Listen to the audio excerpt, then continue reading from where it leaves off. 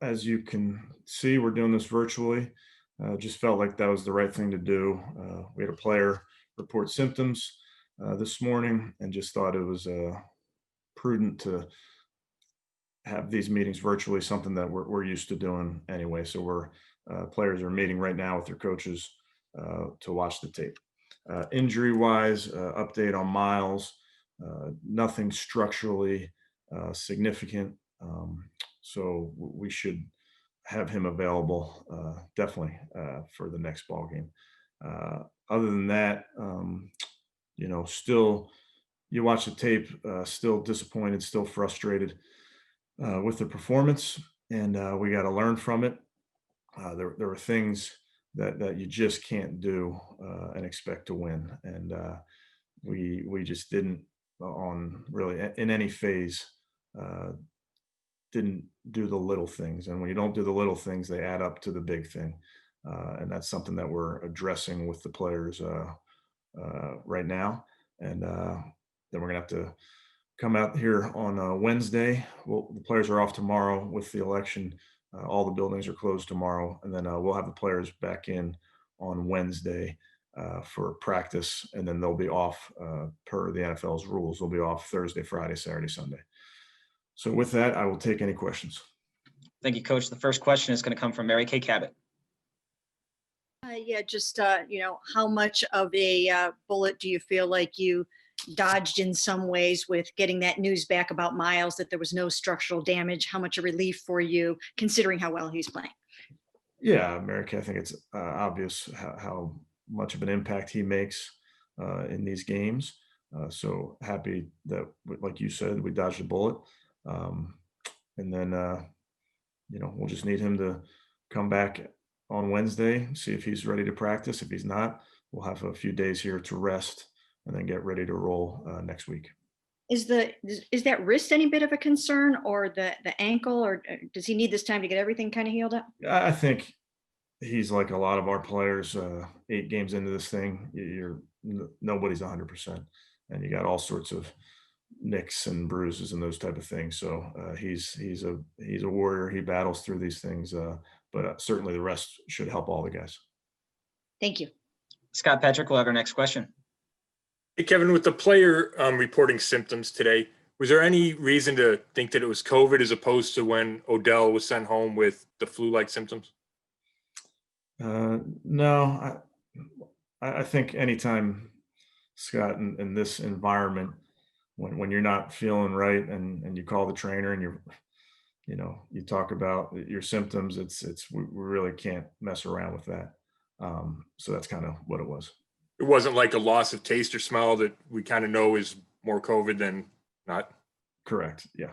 Okay. And you don't think anybody's going to have to quarantine like close contacts? We'll get more information as we go, Scott. So I wouldn't rule anything out, but I'm hopeful. Thanks. Thank you, Scott. Jeff Shadell, you're up next. Hey, Kevin, you're not the first coach or team to have a game like that yesterday. So what do you think goes into that when the players just aren't focused, or whatever word you want to use? Jeff, I don't think it was a lack of focus.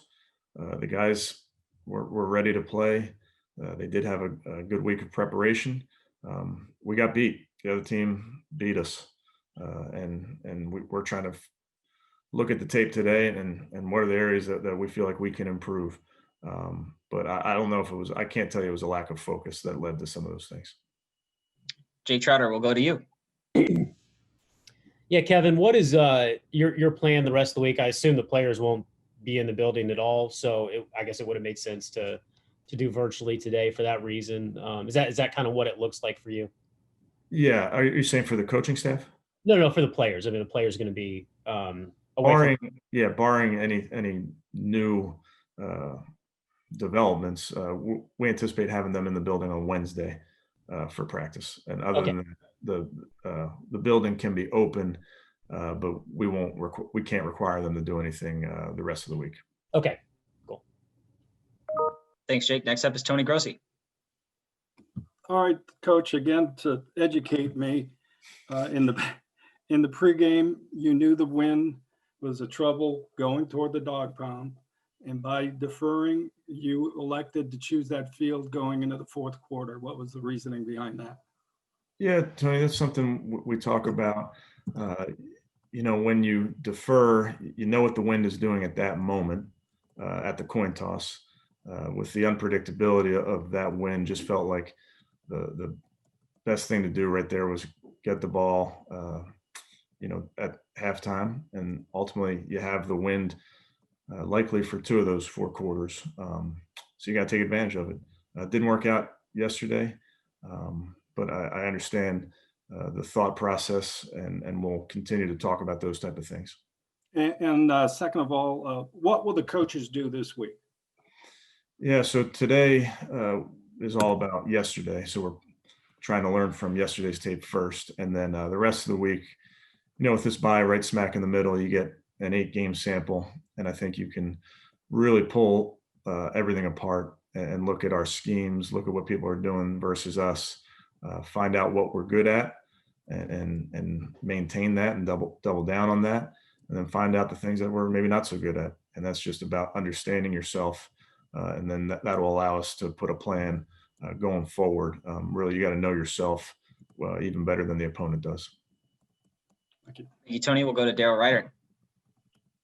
Hey, Coach, I want to ask you about your defense. A lot of the rankings, giving up first downs, yards, whatnot. You have had some bend but don't break situations in there.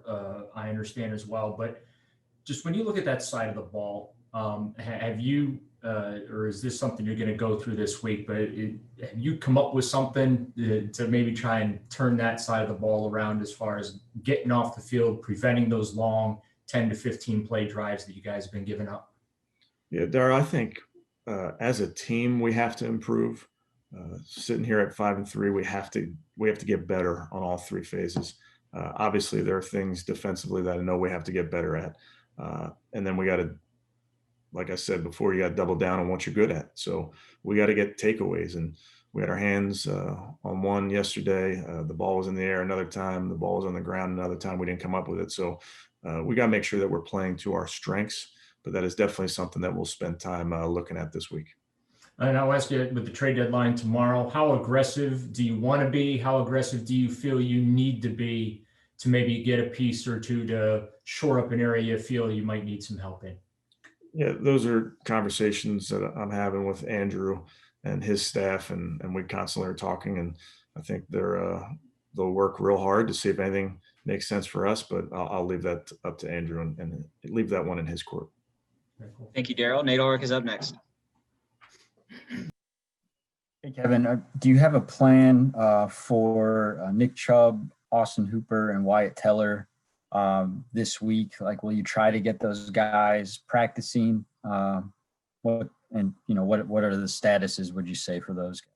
Yeah, I think Hooper will definitely be back for the next ball game. But with Wyatt and Nick, I think they're both progressing. They're hitting every landmark, milestone that they need to hit in terms of their rehab. So we'll just figure that out as these days go by. But feel real good about Austin, and then I'll know more each one of these days on the other guys. Thanks, Nate. Marla Ridenour will come to you next. Yeah, Coach, one quick thing about the virtual, did you have to tell the Raiders that you had a guy sick? Just curious. I know we contacted the league right away, so I would guess that conversation occurred. Okay. And I want to, while you're going over, kind of what you do best and all that, are you going to reevaluate anything with the coaching staff, how you operate, those kind of things? Yeah, I think when you get to this point in the season at week 8 and you do a self-scout, you look at everything. So if we can do anything better, if like you said, we'll look at everything. Have you thought anything about your play calling to this point? I know, I'm sure you've said multiple times, you could be better. Mm-hmm. Will you look at that too, or is it? Yeah, yes, we'll look at everything. I know there's definitely, like I talk about, knowing yourself.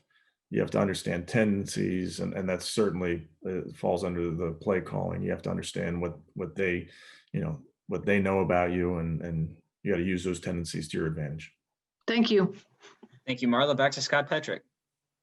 Hey, Coach. The defense on 3rd and 4th down, and we've talked about it before, struggling to get off the field. So I'm sure you can't always rely on a takeaway. So can you put your finger on anything on those 2 critical downs that you guys have really struggled with? Yeah, Scott, I think it's like anything. It's a multifaceted.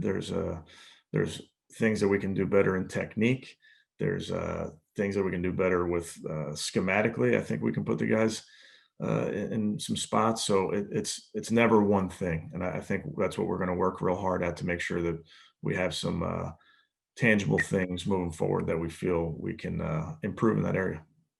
There's one example from yesterday that stood out. I think it was 3rd and 18, and they run the screen, and they get so it's 4th and manageable. What did you see on that play that you said shouldn't have let happen? Yeah, that was really disappointing. You should feel good about getting off the field there, and they out executed us. We need to fit that better than we did, and those are the type of things. Those are the little things that very quickly become the big thing. Thanks. Thank you, Scott. Tom Withers, your line is open. Thanks, Rob. Thanks, Coach. Coach, I know you wouldn't never be satisfied with 5-3 because you always feel like you can do better. But as you do this 8-week assessment, what are you most pleased with in terms of the progress that you've made? I know you wanted to be patient this year and this was going to take some time, but where have you made some significant growth already? Yeah, it's so hard for me, Tom, to go there. Yeah, I mean, obviously, like you said, you're 5-3, but we just want to keep getting better. So there are things I know offensively, defensively, and teams. I know that there are certain areas that I think we're good at, but we need to get better at those things. But it's really hard without spending some time with the coaches this week and really pull this thing apart to go there right now. Okay, we'll talk to you on Thursday or Friday about that then, okay? Sounds good. Thank you, Tom. Tony Grossi, you're up. Sorry. Kevin, 2 of those replay reviews went against you. Looking at them frame by frame, were they the correct calls? The one on Landry and one on Renfro. Yeah, honestly, Tony, when those things happen and it goes to New York, you wait for the result and you wait for them to come out and announce it, and it's the classic. It is what it is. I'm never going to get into what coulda, shoulda happened there. And I know it was tough to throw the ball, tough to catch the ball on a day like that, but the diversity in the passing game wasn't there. I mean, 11 targets for Landry and 3 for Higgins, none for Peoples-Jones. What accounted for that? I would tell you coverage. That's the design of the play. But I don't think we went into it saying it was going to be, those targets were going to come out like that, but they did. We'll work real hard to make sure that we're trying to get all the guys involved. That's part of our job. Thank you. Thank you, Tony. Mary Kay Cabot, you're up. Just in terms of Baker at the midpoint, what sorts of things do you think that he has really shown a lot of good progress in, maybe in your new scheme, possibly just in terms of playing faster, understanding the terminology type of things? And then also, will you use some of this time to identify how you can also play better to his strengths, call a better game for him, and that sort of thing? Without a doubt. I need to, when you put the game plans together, you're obviously trying to do what all your players do best. And particularly the quarterback should be at the forefront of those type of discussions. But I think Baker's doing a nice job of, operating, getting us in the right checks, getting us in and out of the huddle, using his cadence yesterday, getting in the jump off sides a few times. So he's progressing, he's making plays. And I know he's going to tell you he thinks there's more plays to be made. And I do believe that he's going to continue to improve. Thank you. Thank you, Mary Kay. We'll take 3 more. Jake Trotter, Scott Petrick, Tony Grossi. Jake, you're up first. Yeah, Kevin, is there any update on Greedy? I mean, is it possible you might not have him this season? And then will that affect or have any impact on the way you guys look at the trade deadline tomorrow? Yeah, Jake, I don't have an update on Greedy. Just going back to last time we talked about him, he's working very, very hard. So we're just going to keep seeing if he progresses over the next few weeks. How that impacts the trade deadline, I don't. That's really Andrew and his staff could probably answer that better than I could. Thank you, Jake. Scott Petrick. Hey, Kevin, it seems like Jarvis has had some uncharacteristic drops the last few weeks. Do you think his rib injury is affecting him there? It's a possibility. I know he battles, and you said it's uncharacteristic.